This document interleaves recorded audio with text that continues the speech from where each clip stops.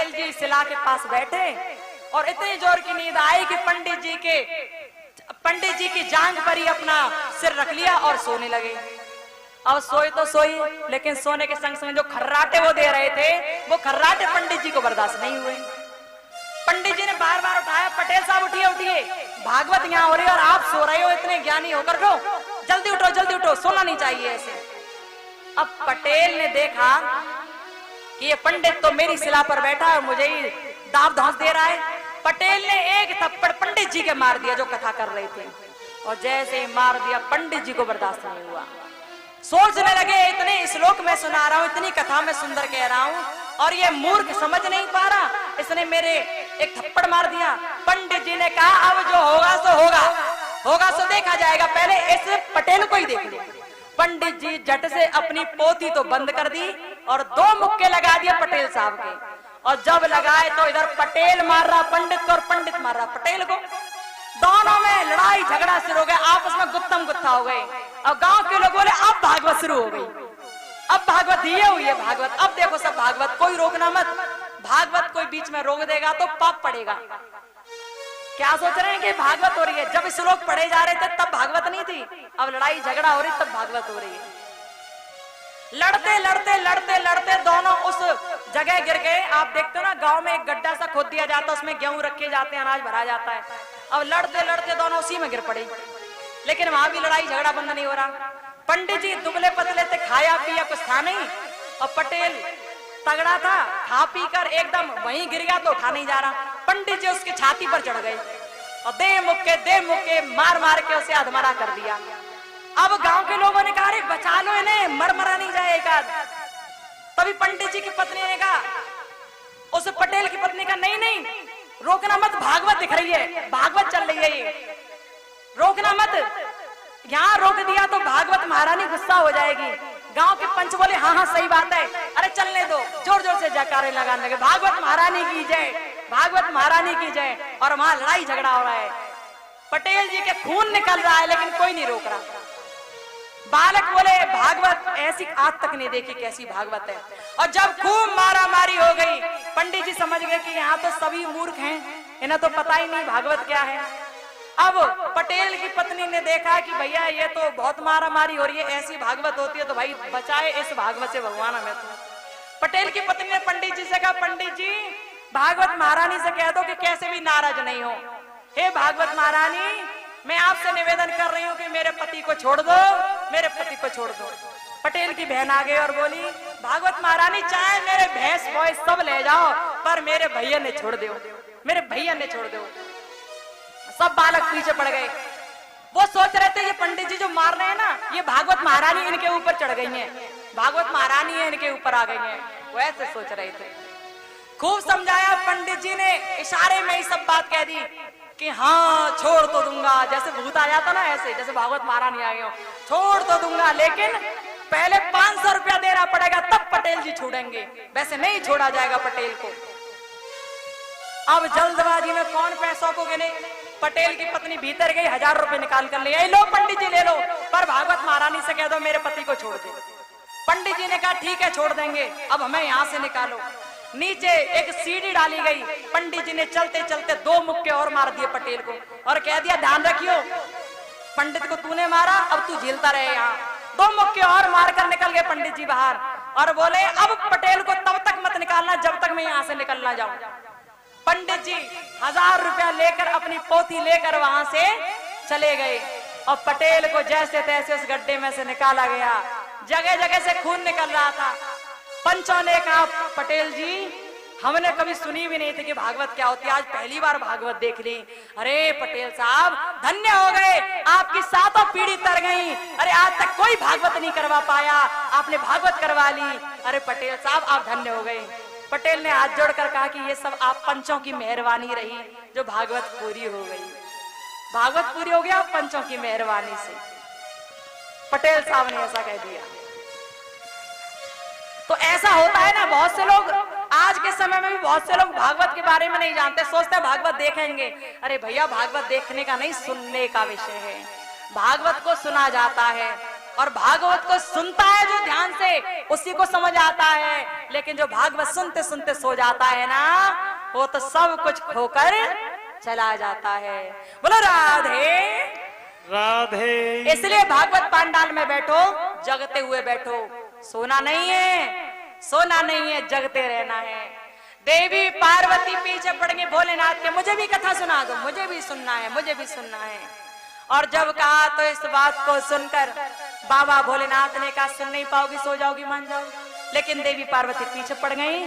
तभी भोलेनाथ ने कहा कथा सुनाने के लिए कोई ऐसी जगह होनी चाहिए जहां कोई आता जाता न हो, मतलब ऐसी जगह जहां कोई रहता ना हो, क्योंकि जहां ये अमर कथा होगी और जिसने भी अमर कथा को ध्यान से सुन लिया वो अमर हो जाएगा, और जो अमर हो गया तो मर ही नहीं पाएगा कभी। इसलिए हमें ऐसी जगह चलना चाहिए जहां कोई हो ना। देवी पार्वती ने कहा ऐसी जगह कौन सी है प्रभु? भोलेनाथ ने कहा चलो अमरनाथ की गुफा में चलते हैं, वहां कोई नहीं है, चलो वहीं चलते हैं। भोलेनाथ देवी पार्वती को साथ लेकर अमरनाथ की गुफा में प्रवेश कर गए। बोलो अमरनाथ भगवान की जय हो।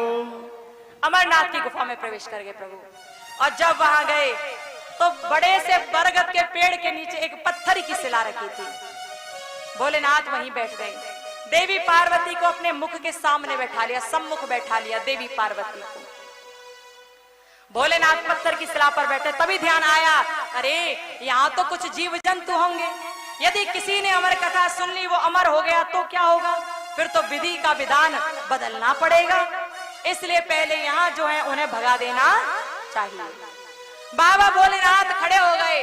खड़े होकर उन्होंने अपना डमरू लिया और डमरू लेकर जैसे ही पहला डमरू बजाया तो पहले डमरू बजते ही, जैसे ही पहला डमरू बजा, पहला डमरू बजते ही वहां जितने भी भूत प्रेत पिशाच यक्ष किन्नर मानव गंधर्व थे सब बहुत दूर चले गए। इतनी दूर चले गए कि उनके कानों में आवाज न पहुंच पाई, इतनी दूर।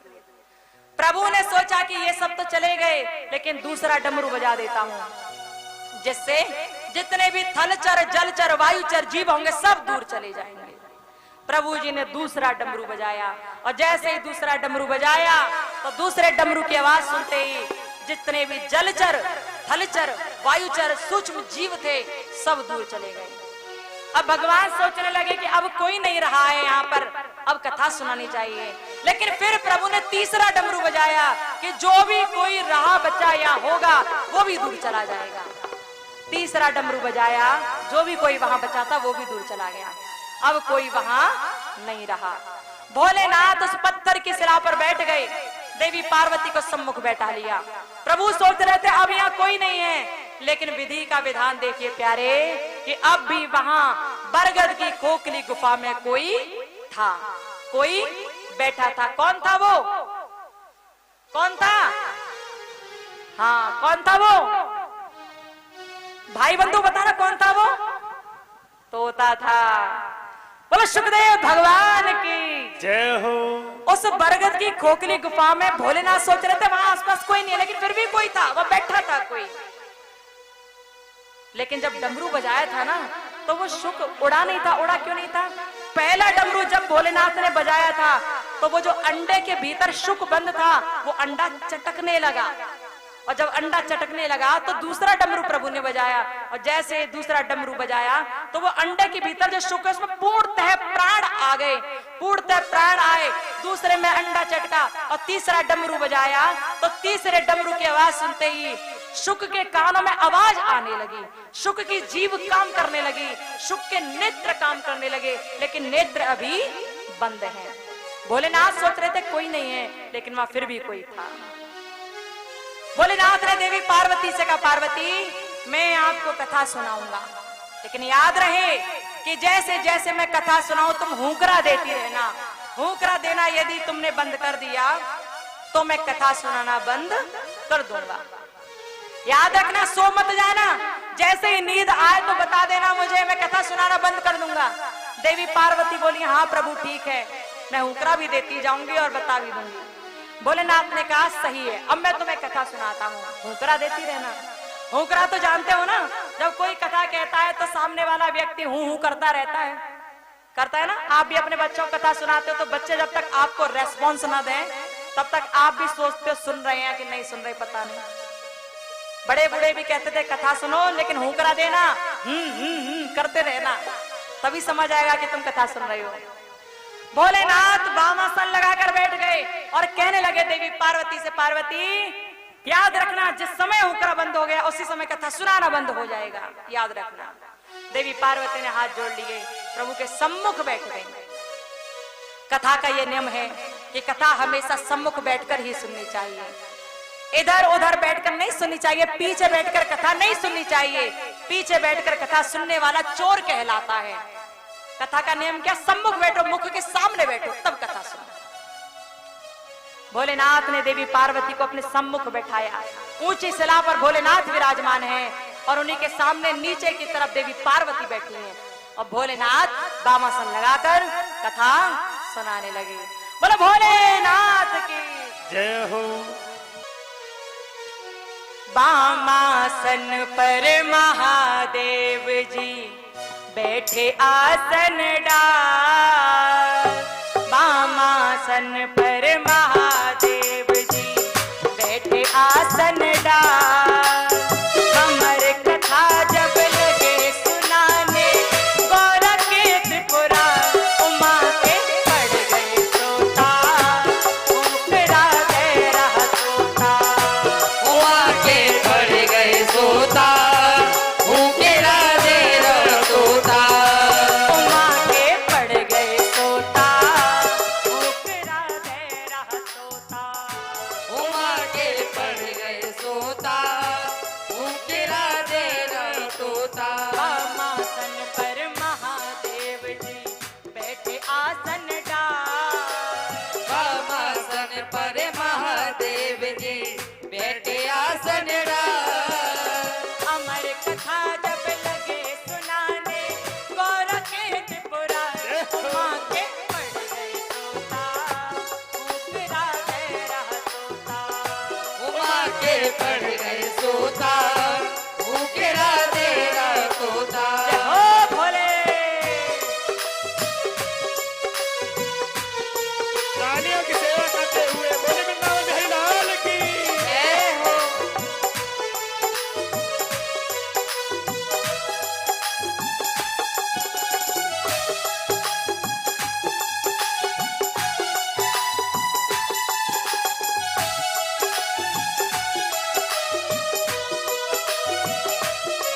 आपकी ताली बजती रहनी चाहिए, हाथ बजते रहने चाहिए, ताली बजती रहनी चाहिए। जय हो।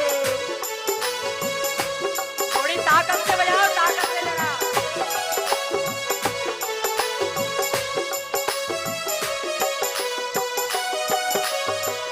हुआ क्या, कथा सुनाई जाने लगी। बाबा भोलेनाथ बड़े प्रेम से कथा सुना रहे थे। देवी पार्वती कथा सुनते सुनते सुनते सुनते सोने लगी। कथा को सुनते सुनते जब गौरा वहीं पर सोई। कथा को सुनते सुनते जब गौरा वहीं पर सोई। कथा को सुनते सुनते जब गौरा वहीं पर सोई। कथा को सुनते सुनते जब गौरा वहीं पर सोई। मगन हुए शंकर जी और देहु के रात कोई। मगन हुए शंकर जी और देहु के रातोई। मगन हुए शंकर जी और देहु के रात कोई। मगन हुए शंकर जी और देहु के रातोई। कैसी सोई गई गौरा मैया, कैसी सोई गई गौरा मैया, जग की पालनहार, कभी हंसता कभी रोता, ऊपरा दे रहा तोता।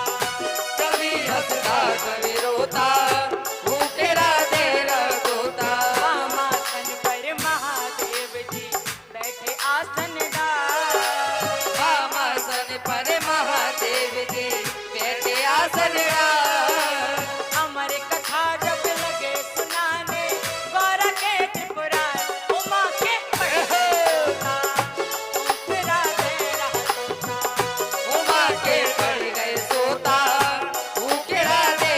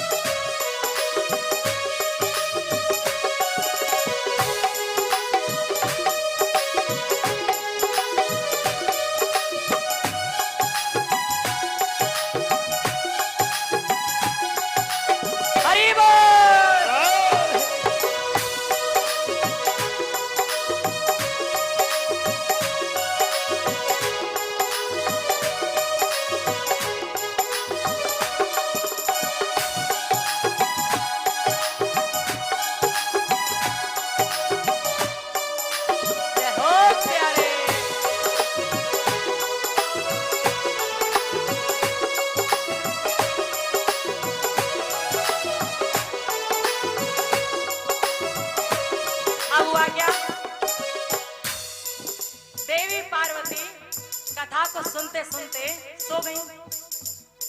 दसम स्कंद तक की कथाएं हो गई। एकादश स्कंद में भगवान ने प्रवेश किया था, देवी पार्वती सो गई। वो शुक जो बैठा हुआ था बरगद की खोखली गुफा में, उसे पता था, उसने सुना था कि भोलेनाथ ने कहा है यदि देवी पार्वती सो गई तो भोलेनाथ कथा सुनाना बंद कर देंगे। भूखरा देना बंद हुआ तो भोलेनाथ कथा सुनाना बंद कर देंगे। लेकिन मुझे तो ये कथा बहुत प्यारी लग रही है। यदि कथा बंद हो गई तो क्या होगा? फिर तो आनंद की अनुभूति नहीं होगी ना। शुक ने क्या किया? अब शुक ने देखा माता तो सो गई, तभी वो शुक माता पार्वती की जगह स्वयं हुंकरा देने लगा। हुंकरा देता रहा वो शुक माता पार्वती की जगह। और जब हुंकरा देता रहा, दसम स्कंद की कथा पूरी हो गई थी, एकादश स्कंद पूरा हो गया, द्वादश स्कंद पूरा हो गया। बस उस द्वादश स्कंद में जैसे ही विश्राम का श्लोक बोला जाने लगा तो वो शुक ऐसा लीन हो गया भगवान के भजन में, ऐसा लीन हो गया भगवान की भक्ति में कि अंतिम श्लोक पर हुंकरा देना भूल गया। ऐसा लीन हो गया कि अंतिम श्लोक पर हुंकरा देना भूल गया। और जैसे ही हुंकरा देना भूला, भोलेनाथ ने आवाज लगाई, पार्वती सो रही हो क्या? अब पार्वती जग रही होती तो कुछ बोलती, वो तो सो ही रही थी। शुक ने सोचा यदि मैंने कुछ बोल दिया तो भोलेनाथ मुझे बहुत मारेंगे, बहुत मारेंगे। शुक चुप हो गया, बोला नहीं। भोलेनाथ ने आवाज लगाई, अब देवी पार्वती सो ही रही थी। भोलेनाथ ने नेत्र खोलकर देखा देवी पार्वती सो रही है। बोले पार्वती सो गई थी आप? कैसे सो गई? देवी पार्वती बोली प्रभु मुझे नींद आ गई थी। भोलेनाथ ने कहा कब सो गई? देवी पार्वती ने कहा आपने दसम स्कंद की कथा कह रहे थे आप, तभी मुझे नींद आ गई। अब भोलेनाथ ने कहा कि दसम स्कंद पर तुम सो गई, लेकिन जो 2 स्कंद और हो गए, द्वादश स्कंद तक की कथा हो गई, उन पर किसने हुंकरा दिया? पार्वती किन पर दिया? देवी पार्वती बोली प्रभु मुझे नहीं पता, मैंने नहीं दिया। कहने लगी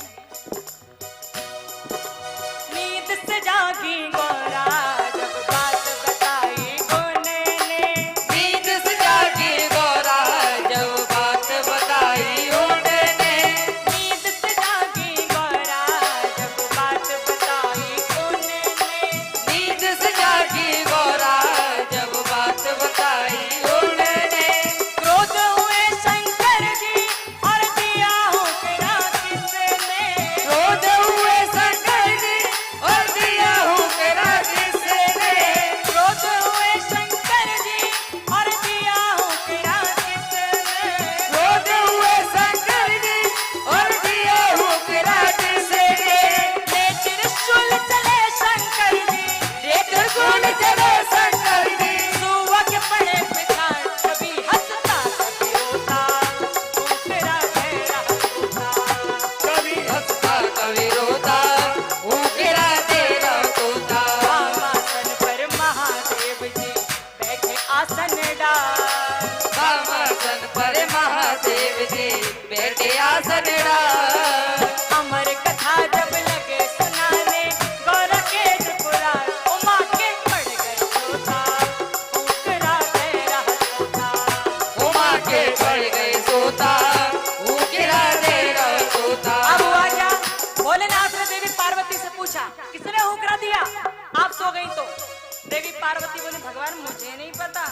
तभी वो शुक जो बैठा था बरगद की गुफा में बाहर निकल आया, आंखें बंद हैं अभी, भगवान के सामने पहुंच गया और जैसे नेत्र खोले उसने भगवान भोलेनाथ और माता पार्वती का दर्शन किया और जैसे दर्शन किया उसके मुख से निकल गया बोलो शंकर पार्वती भगवान की जय हो। शुक ऐसा जिसने नेत्र खुलते ही भगवान का दीदार किया। शुक ने हाथ जोड़कर कहा भगवान जब आप कथा सुना रहे थे ना, आपने माता पार्वती से कहा था होकरा देना बंद कर दोगी, कथा सुनाना बंद कर दूंगा। प्रभु मुझे आपकी कथा में बड़ा आनंद आ रहा था, इसलिए मैंने देखा कि माता सो गई तो मैं माता की जगह हुंकरा देता रहा। प्रभु मैं इस कथा को बीच में नहीं छोड़ सकता था भगवान, बहुत आनंदमयी कथा थी ये, इसलिए मैं हुंकरा देता रहा। भोलेनाथ क्रोध में आ गए, अरे शुक तू यहाँ कैसे आ गया? हमने 3 बार डमरू बजाया, सबको भगा दिया, तू यहाँ कैसे आ गया? और तूने हमारी पीठ पीछे बैठकर कथा सुनी है। तू चोर है, चोरी से कथा सुनी है। भक्ति की चोरी करना भी चोरी कहलाता है। चूंकि तूने चोरी से कथा सुनी है, अब मैं तुझे जीवित नहीं छोड़ूंगा, मार दूंगा। शुक घबरा गया, कांपने लगा, दौड़ने लगा। भोलेनाथ त्रिशूल लेकर पीछे पीछे भाग रहे हैं। अब शुक उड़ता उड़ता व्यास जी महाराज की कुटिया में प्रवेश कर गया।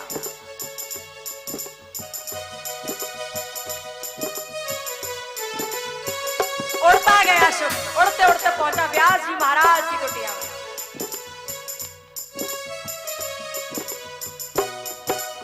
उड़ते उड़ते तोता जब व्यास मुनि के आया, उड़ते उड़ते तोता जब व्यास मुनि पे आया, उड़ते उड़ते तोता जब व्यास मुनि के आया, उड़ते उड़ते तोता जब व्यास मुनि पे आया। कोई नहीं व्यास की पत्नी पके ऊपर आए समाया, कोई नहीं व्यास की पत्नी पगे ऊपर आए समाया, कोई नहीं व्यास की पत्नी पके ऊपर जाए समाया। कोई नहीं व्यास की पत्नी पगे ऊपर आए समाया। कैसे आए प्रभु जी यहाँ पर, कैसे आए प्रभु जी यहाँ पर, जग के पालनहार गर्भ में आ रहा तोता, उखरा दे रहा तोता। गर्भ में आया तोता उकेरा दे रहा तोता, गर्भ में खा रहा गोता, उमा के पड़ गए तोता। गर्भ में आया तोता, उमा के पड़ गए तोता। वामासन पर महादेव जी बैठे आसन डाल, वामासन पर महादेव जी बैठे आसन डाल। अमर कथा जब लगे सुनाने, गौर के त्रिपुरार उमा के पड़ गए तोता, उकरा दे रहा तोता। उमा के पड़ गए तोता, उकेरा दे रहा तोता। ऐसे बोलना है क्या? ऐसे बोलोगे क्या? हाथ का है, हाथ हाथ का है आपके, दोनों उठाओ, दोनों हाथों को उठाओ। जितने ही भक्त यहाँ बैठे हैं, यहाँ या वहाँ, दोनों हाथ ऊपर सबके, जय हो। उठाकर उमंग के साथ, आनंद के साथ। भाई बंधु कहाँ रिश्तेदारी में आए होगा? रिश्तेदारी तो ना है ना? भगवान की कथा में नाम सब उठा दो ना हाथों को ऊपर। उमा के पड़ गए तोता, उकरा दे रहा तोता। उमा के पड़ गए तोता, उकेरा दे रहा तोता। उमा के पड़ गए तोता, उकरा दे रहा तोता। उमा के पड़ गए तोता, उकेरा दे रहा तोता। उकरा दे रहा तोता, उकेरा दे रहा तोता, उकरा दे रहा तोता, उकेरा दे रहा तोता। उकरा दे रहा तोता। बोलो गौरी शंकर भगवान की जय हो। वो शुक घबरा गया, भगवान से बोला, भगवान मुझे क्षमा कीजिए, मैंने कथा सुन ली थी चोरी से, चुपचाप से। भोलेनाथ क्रोध में आ गए, अरे शुक तूने चोरी की है, अब तू जीवित नहीं रहेगा, हम तुझे छोड़ने वाले नहीं हैं। शुक घबरा गया, उड़ते उड़ते व्यास जी महाराज की कुटिया में प्रवेश कर गया। वहां पर व्यास जी महाराज की पत्नी व्रतिका बैठी हुई थी। अचानक देवी व्रतिका को जमाई आई, और जैसे जमाई आई उनका मुख खुल गया, और मुख जैसे ही खुला, वो शुक छोटा सा शुक उन माता के मुख में प्रवेश कर गया। वो सूक्ष्म शरीर से, कारण शरीर से माता के मुख में प्रवेश कर गया, और जैसे ही माता व्रतिका के मुख में प्रवेश किया उसने, तो मुख के द्वार से गर्भ में पहुंच गया वो शुक। हम लोगों का ये शरीर है ना, ये जो जीवन है ना, ये तीन तरह से है। ये शरीर तीन तरह का होता है, सूक्ष्म, स्थूल और कारण। उस शुक ने स्थूल शरीर वहीं छोड़ा, सूक्ष्म और कारण से माता के मुख में प्रवेश करके माता के गर्भ में पहुंच गया। इतने में ही वहां पर बाबा भोलेनाथ आ गए, व्यास जी महाराज के कुटिया पर खड़े हो गए, द्वार पर खड़े हो गए, और कहने लगे, व्यास जी आपके यहाँ हमारा एक चोर आया, बाहर निकालिए, उस चोर को बाहर निकालिए। व्यास जी ने हाथ जोड़कर कहा, प्रभु आपके यहाँ का चोर यहाँ आया है, कैसे हो सकता है भगवान? भोलेनाथ ने कहा, हाँ चोर है, हमारे घर से चोरी करके आया है, निकालिए बाहर। व्यास जी महाराज बोले प्रभु हमारे घर कोई नहीं आया है। भोलेनाथ बोले भीतर जाकर तो देखो, जाओ जाकर देखो। ये सुनकर व्यास जी महाराज अपनी कुटिया में प्रवेश कर गए। देखा कि एक शुक का स्थूल शरीर पड़ा था, लाकर दे दिया, भोलेनाथ के सामने रख दिया। प्रभु ये है, ये मिला है। भोलेनाथ बोले इसके भीतर जो सूक्ष्म और कारण था वो भी चाहिए, केवल ये नहीं चाहिए, इससे कुछ नहीं होने वाला है। व्यास जी ने कहा प्रभु इतने नाराज क्यों होते हैं, बात क्या हुई है, क्या किया है इस जीव ने, क्या किया है? भोलेनाथ ने कहा इसने चोरी की है हमारे यहाँ। व्यास जी महाराज सोच रहे थे तुम्हारे कैलाश पर्वत पर कुछ है ही क्या चुराने के लिए, कुछ हो तो कोई चोरी भी कर ले जाए, है भी तो कुछ नहीं, चोरी क्या कर लाया होगा समझ ही नहीं आ रहा। व्यास जी महाराज ने कहा प्रभु क्या चुरा लिया बताइए तो सही, लिया क्या है? भोलेनाथ ने कहा कि हम अमर कथा सुना रहे थे, इसने चोरी से हमारी अमर कथा सुन ली, बिना हमसे पूछे पीछे बैठकर कथा सुनिए, ये चोर हो गया है, निकालिए इसे। व्यास जी ने कहा जो अमर कथा सुन लेता है क्या होता है उसका फिर? सुन ली कथाएं सुन ली, क्या हुआ? भोलेनाथ ने कहा जो एक बार अमर कथा सुन लेता है वो अमर हो जाता है, मरता नहीं फिर। व्यास जी महाराज ने कहा प्रभु एक बात बताओ आप क्यों आए हैं? भोलेनाथ ने कहा मैं इसे मारने के लिए आया हूं। व्यास जी ने कहा कि इसने अमर कथा पूरी सुन ली? भोलेनाथ ने कहा हाँ इसने अमर कथा पूरी सुन ली, इसलिए मारने आया हूं। व्यास जी महाराज मुस्कुराकर बोले बा भोलेनाथ आप इतने बड़े वैरागी बाबा हैं, भोलेनाथ है, तीनों लोकों के नाथ हैं प्रभु आप, लेकिन इतने बड़े ज्ञानी ध्यानी होकर अज्ञानियों जैसी बातें कैसे कर लेते हैं? भगवान जिसे आपने अमर कथा सुना दी और आप कहते हो कि जो एक बार अमर कथा सुन लेता है वो अमर हो जाता है, यानी कि शुक्र ने अमर कथा सुन ली तो वो अमर हो ही गया, फिर अमर होने के बाद भी आप उसे मारने कैसे आए?